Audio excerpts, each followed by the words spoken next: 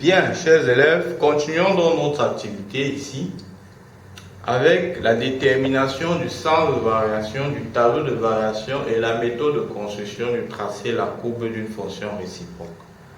Donc, nous avons notre activité. Dans cette activité, on a repris la fonction g de la vidéo précédente, c'est-à-dire la fonction qui a x associé sinus carré. On avait admis que cette fonction était bijective de 0 pi sur 2 ouvert et 0, 1 ouvert. Donc, dans cette activité, on vous a donc fait cadeau, on vous a aidé à tracer le tableau de variation de cette fonction. Elle est là.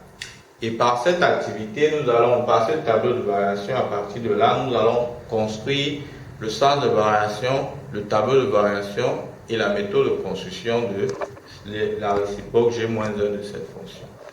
Alors, quand vous avez le tableau de variation de cette fonction, pour déterminer le sens de variation de la fonction réciproque de g-1, vous devez comprendre que ici, g est strictement croissant et g-1 va garder le même sens de variation que la fonction g.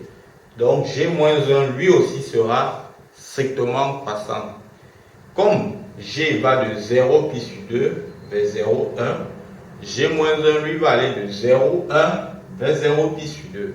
Donc g-1 sera aussi croissant de 0, 1 vers 0 pi sur 2. Donc quand je dis cela, je peux donc aisément déterminer le tableau de variation de la fonction g-1, où je vais venir ici, je place la ligne de x, la ligne de g-1'.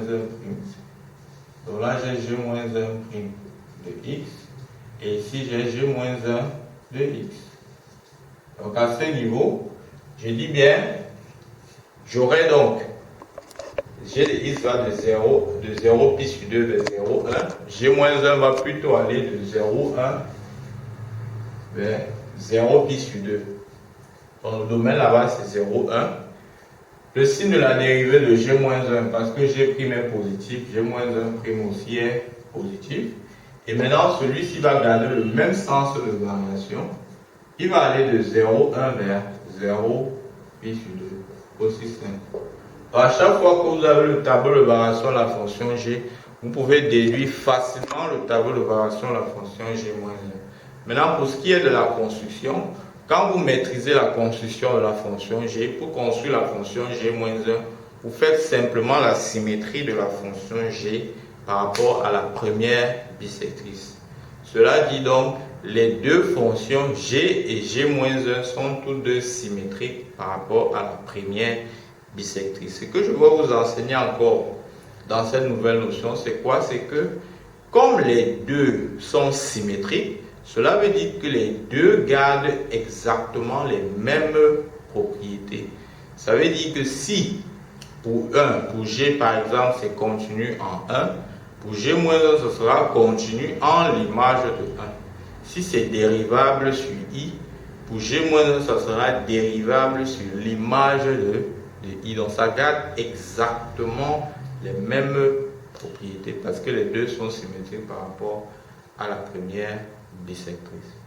Donc voilà donc chers amis, à partir donc de cette série de vidéos, vous pourrez donc connaître comment déterminer le domaine d'une fonction réciproque, le domaine de la dérivée d'une fonction réciproque, calculer la dérivée d'une fonction réciproque, étudier le sens de variation, dresser son tableau et même construire la fonction réciproque.